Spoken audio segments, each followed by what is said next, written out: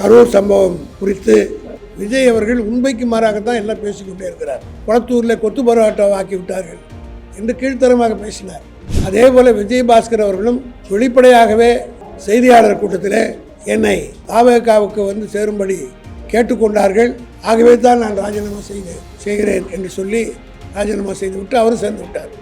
ஆக இதெல்லாம் குதிரைபேட ஊழலுக்கு தகுந்த ஆதாரங்கள். இன்றைக்கு எடப்பாடி மிக தெளிவாக பதில் சொல்லியிருக்கிறார். விஜயபாஸ்கர் அங்கே இருந்து போய் சேர்ந்துருக்கிறார் என்றால் நாங்கள் சாப்பிட்டு போட்ட எச்சையிலேயே தான் இன்றைக்கு தாவேகா சேர்த்து கொண்டது 2 விஜயபாஸ்கர். ஏதோ கரூரில் இவர் இப்போ கொடுக்குறாராம் விஜயபாஸ்கர் மனு கொடுப்பதை போலவும் அந்த மனுவை முதலமைச்சர் ஏற்றுக்கொண்டதை போகவும் இது என்றைக்கு நடக்குது 10ஆம் தேதி. ஆனால் 9ஆம் தேதியே ஜியோ போட்டான். இது எவ்வளோ பெரிய பித்தலாட்டம், எவ்வளோ பெரிய நாடகம்.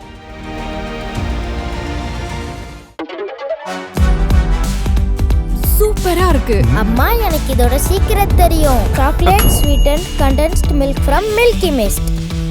ஆச்சி மசாலா. எந்த சமையலும் ருசி தேடும் ரகசியம் 20 ரூபாய்.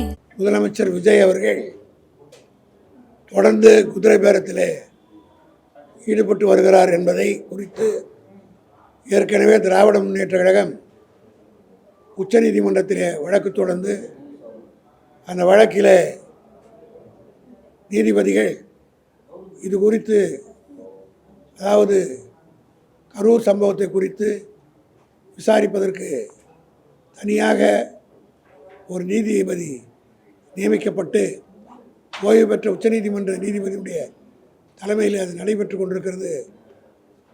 எதுவாக இருந்தாலும் அவரிடத்திலே நீங்கள் புகார் அளிக்க வேண்டும் இருப்பதாக இருந்தால் அங்கே கொடுங்கள், நீதிமன்ற அவமதிப்பாக இருந்தாலும் அங்கேயே நீங்கள் செய்யலாம் என்று எங்களுக்கு உத்தரவிட்டதன் காரணமாக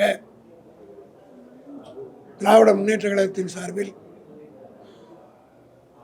கரூர் சம்பவம் குறித்து விஜய் அவர்கள் பேச்சு உச்சநீதிமன்ற ஓய்வு பெற்ற நீதிபதி அவர்களுக்கு அவருடைய பேச்சு முழுவதும் உண்மைக்கு மாறாகவும், அது மட்டுமல்ல வழக்கை பாதிக்கக்கூடிய தன்மையிலும் அமைந்திருக்கிறது என்பதை தெளிவாக நாங்கள் அந்த கமிட்டிக்கு அனுப்பியிருக்கிறோம். அதே போல் சிபிஐக்கு அனுப்பியிருக்கிறோம். அந்த மனுவினை சிபிஐக்கு உச்சநீதிமன்ற ஓய்வு பெற்ற நீதிபதி அனுப்பி வைத்திருப்பதாகவும் தகவல் கிடைத்திருக்கிறது. இந்த நிலையில் 10ஆம் தேதி கரூரிலே பேசிய விஜய் அவருடைய கூட்டத்தில் எவ்வளவு தில்லுமுள்ளுகள் எல்லாம் நடைபெற்றது என்பதை நீங்கள் எல்லாம் மிக நன்றாக அறிவீர்கள். குறிப்பாக இந்த குதிரை பேர ஊழலிலே அவர் ஈடுபட்டு வந்திருக்கிறார் என்பதற்கு ஏற்கனவே 4ஆம் தேதி ஆளுநரை நானும் மற்றும் குழுவினரும் சென்று சந்தித்து புகார் கொடுத்தோம். அந்த புகாரிலே நாங்கள் குறிப்பிட்டது வைகோ அவர்கள் கொடுத்த ஸ்டேட்மெண்ட் உங்களுக்கு எல்லாருக்கும் தெரியும். நீங்கள் கூட உங்கள் ப்ரெஸ்ஸில் வந்ததை வச்சு தான் நாங்கள் எவிடன்ஸாக கொடுத்துருக்குறோம். அதே போல் விஜயபாஸ்கர் அவர்களும் வெளிப்படையாகவே செய்தியாளர் கூட்டத்தில் என்னை தாவேகாவுக்கு வந்து சேரும்படி கேட்டுக்கொண்டார்கள். ஆகவே தான் நான் ராஜினாமா செய்கிறேன் என்று சொல்லி ராஜினாமா செய்துவிட்டு அவரும் சேர்ந்து விட்டார்.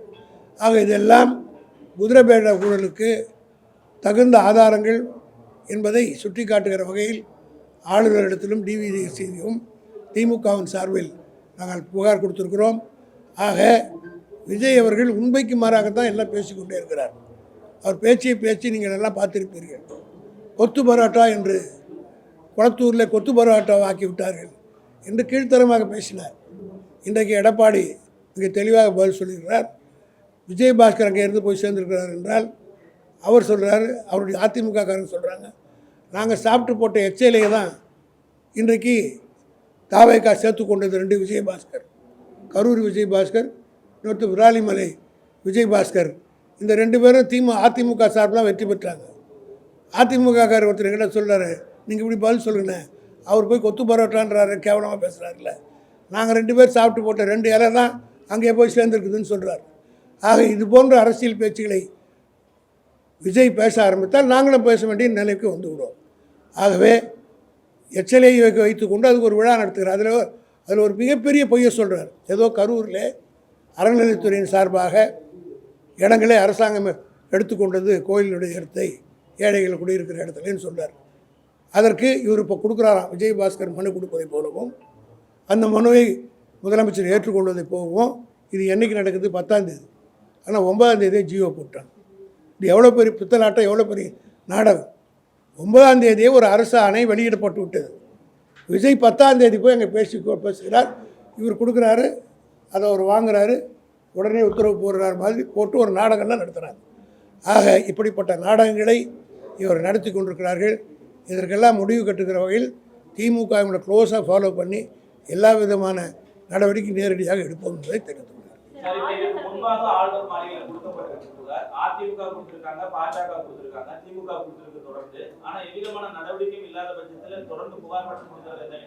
இதற்கு பிறகு உரிய நடவடிக்கை அவர்கள் எடுக்கலைன்னா நீதிமன்றத்தை நாடுவதற்கு வழிவகுப்புக்காக தான் கொடுக்கும். அவர்கள் எடுக்கிறாரா இல்லையான்னு தெரியும். கவர்னர் யூஸ்வலாக அவங்களுக்கெல்லாம் தெரியும். மனு அவர்கிட்ட கொடுத்தா, ஏன்னா நாங்கள் நீதிமன்றத்தில் என்ன கேட்பாங்கன்னா, கான்ஸ்டியூஷன் லெட்டர் அவர் தான் அங்கே அவர்கிட்ட கொடுத்தீங்களா, மனு கொடுத்தீங்களா, சட்டமன்றத்தை சம்மந்தப்பட்டது இருக்கிறதுனால is the custodian of the legislature assembly, therefore he has to take action. நீங்கள் காம்பிடென்ட் அத்தாரிட்டிகிட்ட கம்ப்ளைண்ட் கொடுக்கலனாலும் கோர்ட்டில் கேட்பாங்க.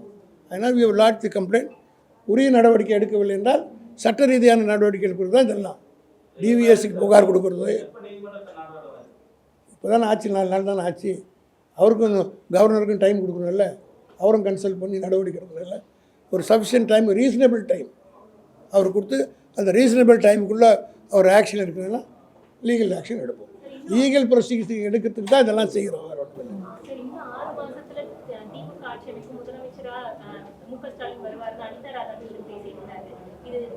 அது அவருடைய ஆசை. அவர் ஆசைக்கு குறுக்கே நான் நிற்க விரும்பவில்லை. அதாவது இனிமேல் தயவு செய்து எங்கள் கூட்டணி கட்சியில் சொல்லிட்டு எங்களுக்கு கேட்டு திசை திரும்ப காரணம் என்னென்னா, நாங்கள் பதில் அவருக்கு சொல்லிட்டு வச்சுருக்காங்க. அதுதான் பெருசாக போய் செய்து மக்கள் மத்தியில் போய் சேருத ஒழிய மெயின் எதிரி விட்டுறணும். அதனால் இப்படி தான் போன எலெக்ஷனில் கூட செத்த பாம்பியாக எடுத்ததுன்னா கருணாகம் போன எலெக்ஷனில் செத்த பாம்பியாக நாங்கள் கட்டிகிட்டு இருந்தோம். அதனால் கருணாகம் உள்ளே வந்து பூந்துச்சு. அந்த தப்பை தொடர்ந்து செய்ய விரும்பவில்லை.